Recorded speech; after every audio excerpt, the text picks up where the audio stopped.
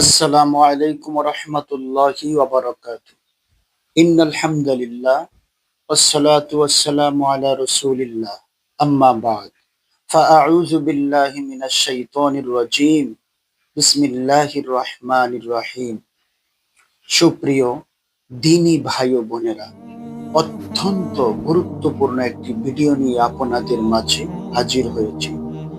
আজকের এই ভিডিও থেকে আমরা জানতে পারবো জান্নাতে যাওয়ার সহজ কিছু আমল, যে আমলগুলো করার মাধ্যমে আল্লাহ রব্বুল আলামিন আপনাকে জান্নাতের রাস্তা সহজ করে দিবেন। তাই সম্পূর্ণ ভিডিওটা দেখার জন্য সকলকেই অনুরোধ করা হলো। এরকম ইসলামিক ভিডিও পেতে অবশ্যই চ্যানেলটি সাবস্ক্রাইব করে রাখুন। সুপ্রিয় দর্শক, তাহলে শুরু করা যাক জান্নাতে যাওয়ার সহজ কিছু আমল।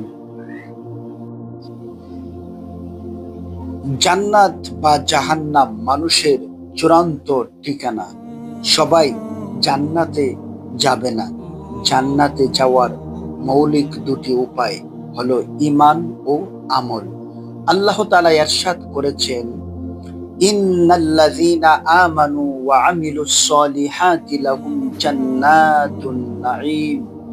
নিশ্চয়ই যারা ঈমান আনে ও সৎ কাজ করে তাদের জন্য রয়েছে নিয়ামতপূর্ণ জান্নাত। সূরা লুকমান আয়াত ৮।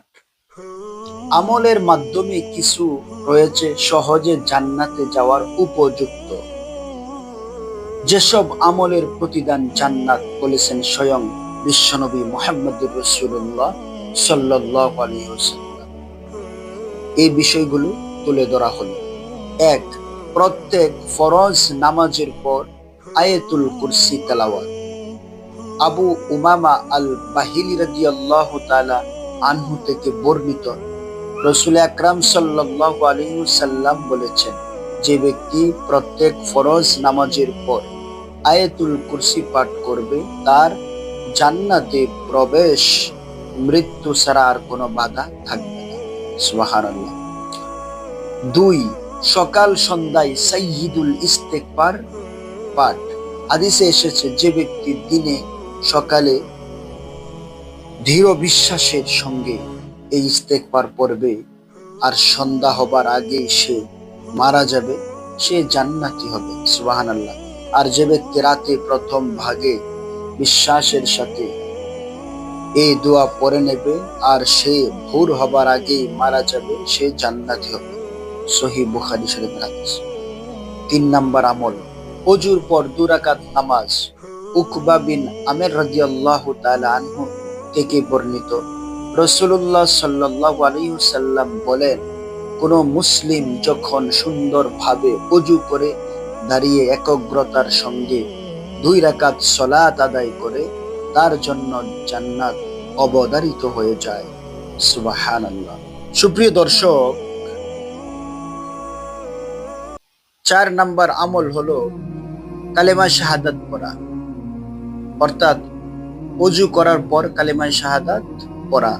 নবীজি সাল্লাল্লাহু আলাইহি ওয়াসাল্লাম বলেছেন, যে মুসলিম উত্তম রূপে ওযু করার পরে বলে, আশহাদু আল্লা ইলাহা ইল্লাল্লাহু ওয়া আশহাদু আন্না মুহাম্মাদান আবদুহু ওয়া রাসূলুহু, তার জন্য জান্নাতের ৮টি দরজা খুলে দেওয়া হবে। সে যে কোনো দরজা দিয়ে ইচ্ছা মতো তাতে প্রবেশ করতে পারে। সুবহানাল্লাহ। ৫ নাম্বার আমল, আজানের পর উত্তর দেওয়া। আজানের উত্তর দেওয়া।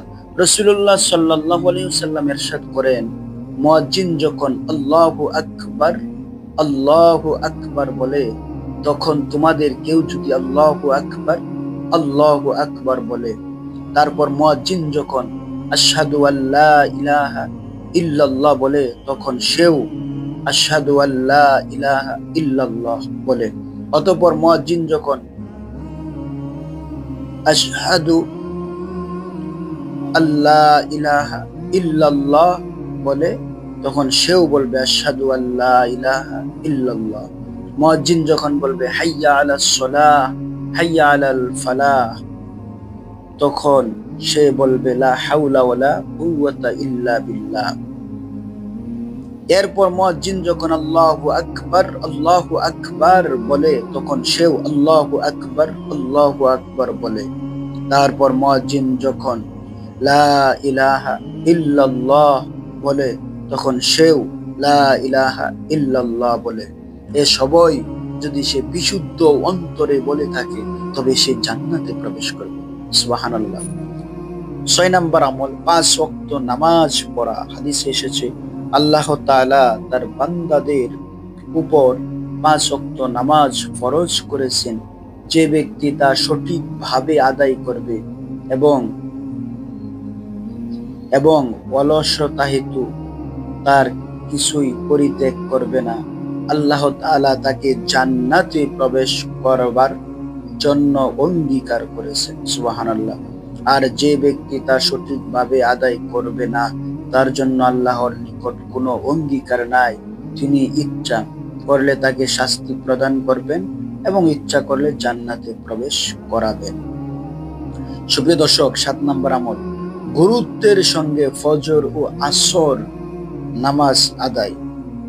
আবু মুসা আশআরী রাদিয়াল্লাহু তাআলা আনহু বলেন, আল্লাহর রাসূল সাল্লাল্লাহু আলাইহি ওয়াসাল্লাম বলেছেন, যে ব্যক্তি 2 শীতের ফজর ও আসর নামাজ আদায় করবে, সে জান্নাতে প্রবেশ করবে। সুবহানাল্লাহ।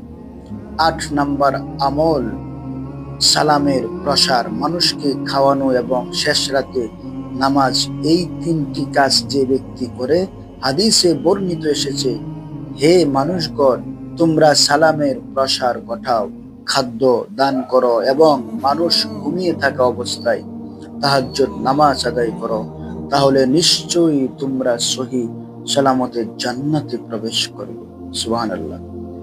9 নম্বর আমল, মকবুল হজ।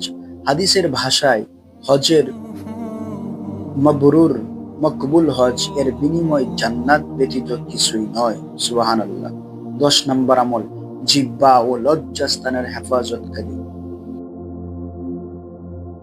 10 নম্বর আমল, জিহ্বা ও লজ্জাস্থানের হেফাজতকারী। 11 নম্বর আমল, আপন দাবিতে সত্যবাদী হওয়ার পরও ঝগড়া ত্যাগ, রসিকতার চলেও মিথ্যা না বলা এবং নিজের চরিত্র সুন্দর করা। এই 3 আমলের জন্য 3 স্তরের জান্নাত। সুবহানাল্লাহ। 12 নম্বর আমল, নারীদের 4 কাজে জান্নাত। 1 5 ওয়াক্ত নামাজ, 2 রমজানের রোজা, 3 লজ্জাস্থানের হেফাজত, 4 স্বামীর আনুগত্য। সুবহানাল্লাহ। 13 নম্বর আমল, দৃষ্টি শক্তি হারিয়ে ধৈর্য ধারণ করলে জান্নাত। সুবহানাল্লাহ। 14 নম্বর আমল, প্রিয়জনকে হারিয়ে সওয়াবের আশায় ধৈর্য ধারণ করলে জান্নাত। কত সহজ জান্নাতের রাস্তা! আসলে আল্লাহ তাআলার শান ও মান এমন যে তিনি খুব প্রয়োজনীয় জিনিসগুলো সহজে দেন, এমনকি ফ্রিতেই দিয়ে দেন। যেমন আলো, বাতাস, পানি ইত্যাদি। এগুলো ছাড়া আমাদের বেঁচে থাকা সম্ভব নয়। তাছাড়া আমাদের সুন্দর আকৃতি, খাদ্য, বস্ত্র ও চিকিৎসার যাবতীয় উপকরণ, উপযুক্ত ভূমণ্ডল ও সুন্দর পৃথিবী তিনিই তো দান করেছেন। আমাদের প্রয়োজনেই তিনি এসব মহামূল্যবান জিনিসগুলো দিয়েছেন। আর জান্নাত আমাদের অপরিহার্য প্রয়োজন। এটি কি তিনি অপূর্ণ রাখতে চান? মোটেও না। তাই আমাদেরও মৌলিক 2টি বিষয়ে কুফরি করা চলবে না। 1 আল্লাহ ও তার রাসূলের উপর ঈমান আনা। 2 আল্লাহ ও তার রাসূলের আদেশ নিষেধ অনুযায়ী জীবন পরিচালনা করা।